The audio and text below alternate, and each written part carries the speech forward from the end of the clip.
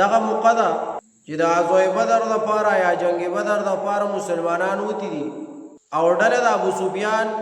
هغه را روانه ده د شام نه راځي مکې مکرمې ته. نو نبي علیه السلام او د هغه ملګري وي چې مخې ته بوځو د هغوی نه به مال واخلو. دغه دوران دی لا دواړه ډلې یو بل ته مخامخ شوي نه دي. په دغې وخت کې چې دی نو یو زنانه د عتیقه بنت عبدالمطلب دې عتیقې بنت عبدالمطلب خوب ولیدو، ځکه دا دوه ډلې روانې دي چا د پته نشته څه به کېږي. د عتیقه بنت عبدالمطلب چې وه دا د نبي علیه السلام ترور وه، د پلار خورې وه، دا لا مسلمانه شوې نه ده. یو خوب ولیدو چې خوب کې دا ولیدو، دا وایي چې یو کس راغی او هغه یو اوچت اواز وکړو د مکې مکرمې خلکو ته، قریشو ته اواز وکړو ان انفروا یا آل غدر لمصارعکم فی ثلاث. اے د غدر خلکو، اے د مکې والو خلکو، تاسو داسې کار کړی دی، خپلې وعدې او لوزونه مات کړي دي. نو چې لوزونه مات کړي دي، وعدې ماتې کړي دي، د مرګ ځای ته ځان 3 ورځو کې دننه ورسوئ. دا یو آواز وشو، خوب کې د عتیقې بنت عبدالمطلب ولیدو. نو دې ته وایي چې 3 ورځې کې ځان هغې ځای ته ورسوئ کوم ځای کې چې به تاسو مړه کېږئ، ځان د مرګ ټیم له ورسوئ. یا دا وایي چې د خوب کې ما یو بل ټکی هم ولیدو، دغې علاقه کې یو غر دی جبل ابي قبیس، چې دغې جبل ابي قبیس ته یو سړی وخوتو، هغه آواز وکړو او د هغې آواز نه پس یو ګټ ښکته راغی، یو کاڼی راغی، هغه کاڼی را ورغښتو په کته او هغه کاڼی ټوټې ټوټې شو. د قریشو د هر یو کور کې هغه کاڼی ولګېدو، څومره چې د مکې مشرکانو د هغوی په کور کې یو کاڼی ولګېدو. د عتیقه بنت عبدالمطلب وایي چې زه بیا راویښه شوم. دا وایي زه پریشان یم چې دا خو مې ډېر خطرناک خوب ولیدو. دغه وخت کې یو ورور دی عباس، د عباس چې دی دیم دغه وخت کې لا مسلمان شوی دی، دا نبي علیه السلام تره دی. دا د خپل ورور ته وایي عباس ته د عتیقه بنت عبدالمطلب چې دغه شان بیګا ما خوب لیدلی دی او په دې خلکو باندې څه مصیبت را روان دی. دا عباس چې دا خبره واورېده نو دیم پریشانه دی، بار ته راووتو. نو په دغه چې دی بار ته راووت نو ولید ابن عقبه دی بار روانو، دا د عباس ملګری. دا عباس وایي دی ولید ابن عقبه ته چې زما خور دغسې خوب لیدلی دی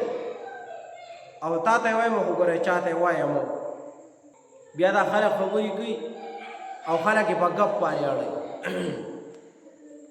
نو داسې کار وکړه چې چا ته یې وایم او تا ته خبره کوو. د ولید ابن عقبه چې دا خوب واورېدو نو دی لاړ او ابو جهل ته هغه خوب بیان کړو چې د عباس خور خو دا وایي عتیقې دا خوب لیدلی دی. هغه وایي ښه، هغه ماسې په ګپه خبره واړوله دی ابو جهل. بله ورځ د عباس د جوات نه را روان دی، مسجد حرام ته تللی دی. د ابو جهل والا مخې نه ورغی، وی عباسه څنګه چل دی؟ لاول خو د هغې ورارم دعوې کولې چې زه پیغمبر یم او په ما وحي کېږي محمد. هغه زنانه هم څه کوي چې اوس هغه نارینه هم څه کوي، اوس هغه زنانه هم د پیغمبرۍ دعوې شروع کړي. هغوی وایي چې موږ دا خوب ولید او هغه خوب هم ولید. نو دې دا خوب لیدلی خو د ابو جهل دا په ګپ بنده کې واړه. د خوب دا خبره چې دا مکه مکرمه کې خوره شوه چې د محمد ترور د عتیقه بنت عبدالمطلب چې د عباس خور ده، هغه وایي چې ما دا خوب لیدلی دی. بس دا افواه خوره شوه، دا خبرې خورې شوې. چې دا خبرې خورې شوې نو په دې کې د خلکو دا چا دا خبره په ګپ واړوله، چا څه وی دا خبرې بیا چې خورې شي که نه، لکه څوکیله ټکی غوندې کې غلطي وکړي که نه، یا چې د امام نه غلطي وشي، یا د معاشره کې داسې چېرته تبلیغي امیر صاحب وي، یا چېرته بل دینداره سړي، یا چېرته هسې امیر صاحب وي، هغه یو خاص خطایي وکړي. بس دا خلک بیا په دوکانونو کې پسې لګیا وي او په بیټکونو کې او په حجرو کې بیا څه وایم لکه نور تاسو پې پوه یې. نو دا خبره خوره شوه په دې علاقه کې چې عتیقه بنت عبدالمطلب وایي چې ما داسې خوب لیدلی، دا خو ځان له اوس د پیغمبرۍ دعوه کوي درنګله.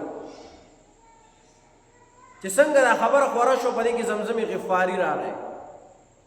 زمزم غفاري راغی او د مکې هغې دنګ غر ته جبل ابي قبیس ته وختو او جبل ابي قبیس نے आवाज کو چې د مکی والو خلکو اے قریشو دا ذکرو کوي چې د محمد ملګری او محمد هغه تللی دی او د ابو سفیان په ډله باندې حمله کوي ځکه زمونږ ډله د شام نه را روانه ده تجارت لپاره تلي واپس را روان دي نو د محمد ډله چې دا هغه تللي ده او مخې ته ولې لار نیولې ده هغه چې دی نو اوس په ابو سفیان باندې حمله کوي او زمونږ په ملګرو باندې تاسو داسې کار وکړئ د خپلې قافلې والو او د خپل مال تپوس وکړئ ځکه قافلې سره چې به کم خلک تو نو څه خلک به دلته پاتې شو په خپل علاقه کې او څه به مال ورکړو هغوی باندې تجارت کړو اوس دا خبره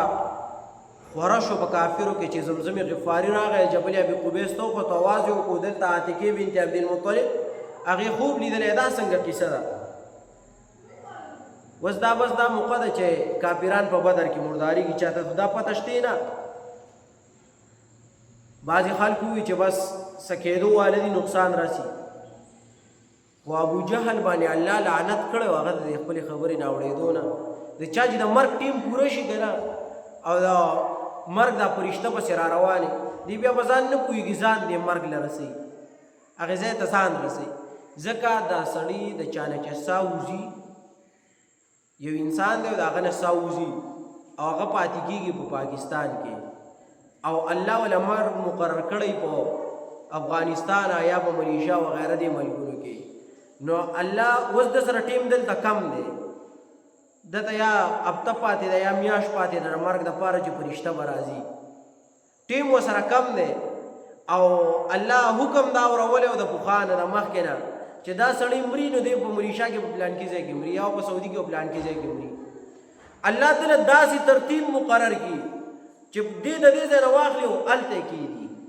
او فرشته پسې راشي او هلته دې نه ساه وباسي دا د الله قانون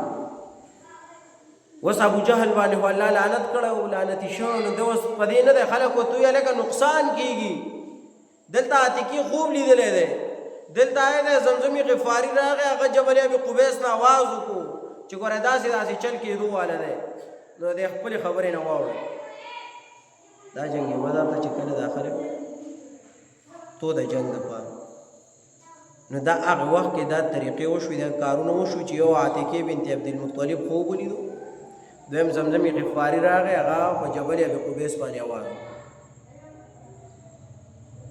خو دوی د خپلې خبرې نه اورېدنه ابو جهل ورته وایي سم نشته مړه ځای ورځئ جنګ به کوو د دې نه وروسته یو کس دی جهیم ابن صلت یا جهیم ابن صلت هغه خوب ولیدو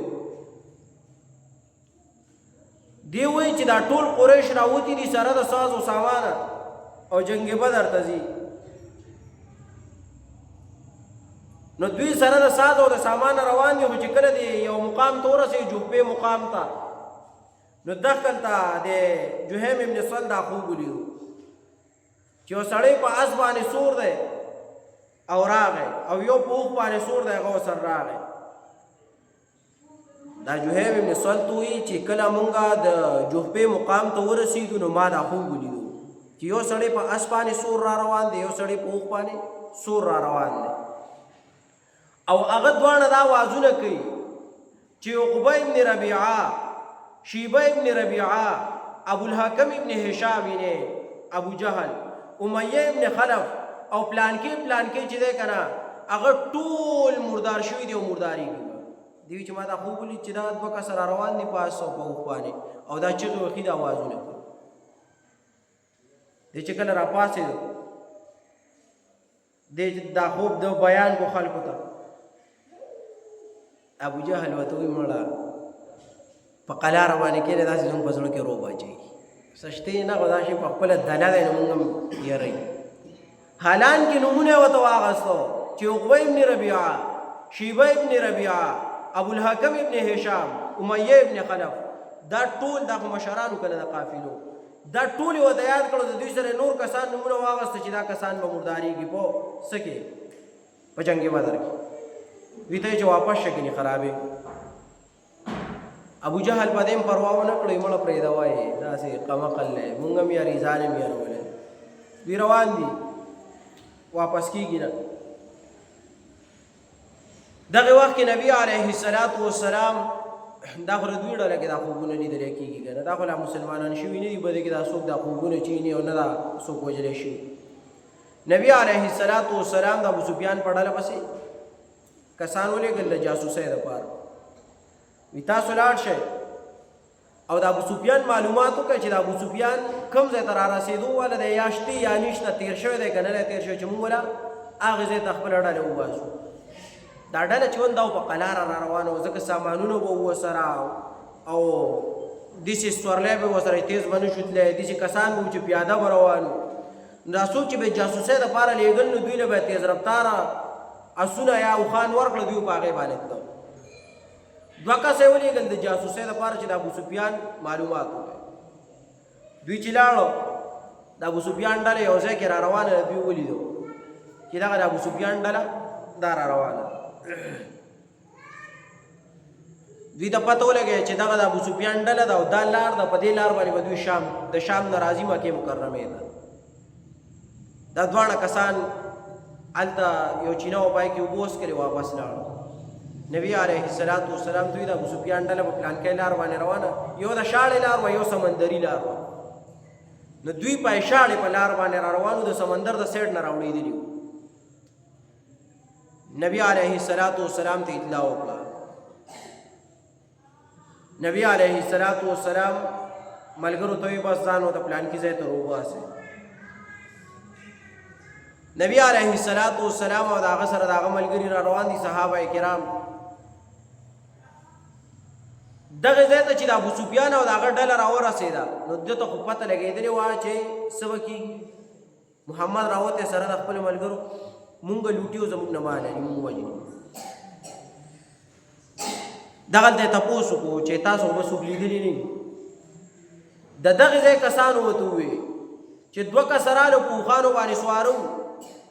او په دې چینه کې اوبه وڅښلې او کسان داسې معلومېده چې د مدینې منورې وو.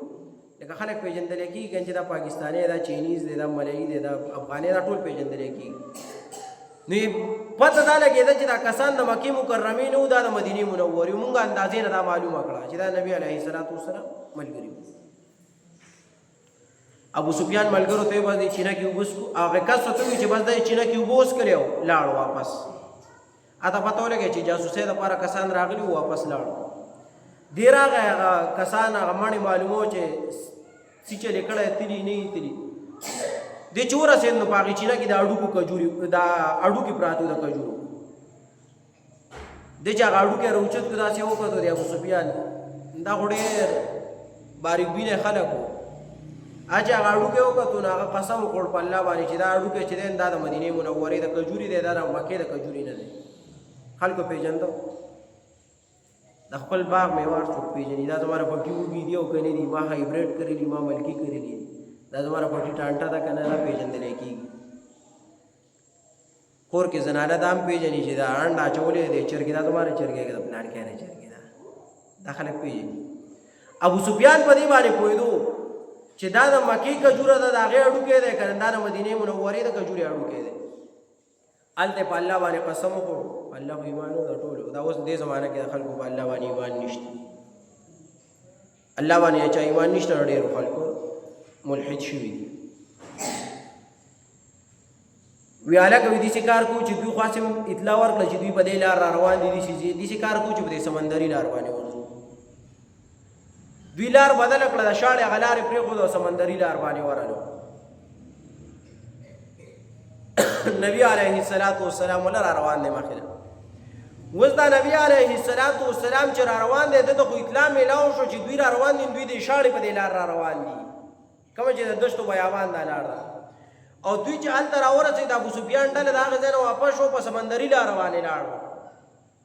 هلته چې د مکې مکرمې نه کم کسان د ابوجهل سره را روان دي، نو هغوی د سمندري لار پرېښه، دوی په دې شاړې لار باندې را روان دي. هغوی دغې طرف په دې شاړه باندې راځي، خو مسلح را روان دي او ډېر را روان دي. کم چې د مکې مکرمې نه هغه مشرکان را روان دي د خپلې ډلې د حفاظت لپاره چې د ابو سفیان ډله وه. او دلته د نبي علیه الصلاۃ والسلام کومه ډله چې وه نو دوی په حق کې شاړې په لار ورغلو، خو دوی سره دوی مسلح نه دي، دوی په تش لاس باندې روان دي. دوی صرف په دې نیت باندې راغلي چې موږ ځو او د هغوی نه په زور باندې مال اخلو او راوړو دي ځکه شام نه تجارت نه واپس را روان دي دوی لار بدله کړه ابو سفیان ډله په سمندري لار باندې لاړه او د نبی علیه الصلاۃ والسلام ډله په شاړه لار باندې راغله د هغه ځای نه مکی کم خلک چې روان دي هغه په شاړه لار باندې راغی دا دواړه ډلې سړي د یو بل سره مخامخ کیږي نو دا دواړه ډلې چې مخامخ کیږي د نبی علیه الصلاۃ والسلام ډله چې بغیر د ساز و سامان نه ده او بغیر د اسلحې نه ده او د آی غاړې د مکې ډیر مشرکان را روان دي او ډیر خلک د مسلح را روان دي نو دوی د غزا ته د جنگ بدر ته د بدر د مقام ته یو بل ته مخامخ کیږي دې ځای پورې د غزوه بدر د صرف تمهید کې خود راشي دا دواړه ډلې راورسېدې او درې مډاله کپل لاړه نو آیا دا جنگ بیا په کوم ځای کې وشو یا ونه شو چا وګټو چا ونه ګټو دا ان شاء الله را روان